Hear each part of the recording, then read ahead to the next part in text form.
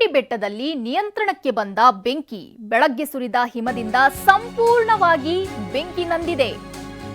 ಚಾಮುಂಡಿ ಬೆಟ್ಟದಲ್ಲಿ ನಿನ್ನೆ ಬೆಂಕಿ ಕಾಣಿಸಿಕೊಂಡಿತ್ತು. ಇವತ್ತು ಬೆಳಗ್ಗೆ ಸುರಿದ ಹಿಮದಿಂದಾಗಿ ಸಂಪೂರ್ಣವಾಗಿ ಬೆಂಕಿ ನಂದಿದೆ. ಇನ್ನು ಬಿಸಿಲು ಬಂದ ನಂತರ ಮತ್ತೆ ಕಿಡಿ ಬೆಂಕಿ ಆಗುವ ಸಾಧ್ಯತೆ ಇದೆ. ನಿನ್ನೆ ರಾತ್ರಿಯವರೆಗೂ ಕೂಡ ಚಾಮುಂಡಿ ಬೆಟ್ಟದಲ್ಲಿ ಬೆಂಕಿ ಹೊತ್ತಿ ಉರಿದಿತ್ತು.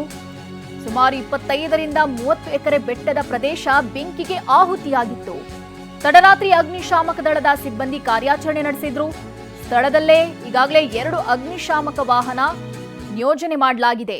ಚಾಮುಂಡಿ ಬೆಟ್ಟದಲ್ಲಿ ನಿನ್ನೆ ಬೆಂಕಿ ಅವಘಡ ಸಂಭವಿಸಿತ್ತು. ಬೆಳಗ್ಗೆ ಸುರಿದಂತಹ ಹಿಮದಿಂದಾಗಿ ಸಂಪೂರ್ಣವಾಗಿ ಇದೀಗ ಈ ಬೆಂಕಿ ನಂದಿ ಹೋಗಿದೆ.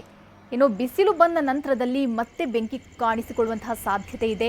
ಹೀಗಾಗಿ ಈಗಾಗಲೇ 2 ಅಗ್ನಿಶಾಮಕ ದಳದ ವಾಹನವನ್ನ ಅಲ್ಲಿ ನಿಯೋಜನೆ ಮಾಡಲಾಗಿದೆ. ಬೆಂಕಿಯಿಂದಾಗಿ ಸುಮಾರು 25ರಿಂದ 30 ಎಕರೆ ಬೆಟ್ಟ ಬೆಂಕಿಗೆ ಆಹುತಿಯಾಗಿದೆ.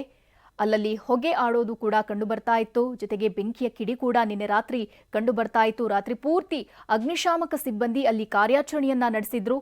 ಆದರೆ ಬೆಳಗ್ಗೆ ಇಬ್ಬನಿ ಅಂದ್ರೆ ಹಿಮದಿಂದಾಗಿ ಸಂಪೂರ್ಣವಾಗಿ ಈ ಬೆಂಕಿ ನಂದಿ ಹೋಗಿದೆ.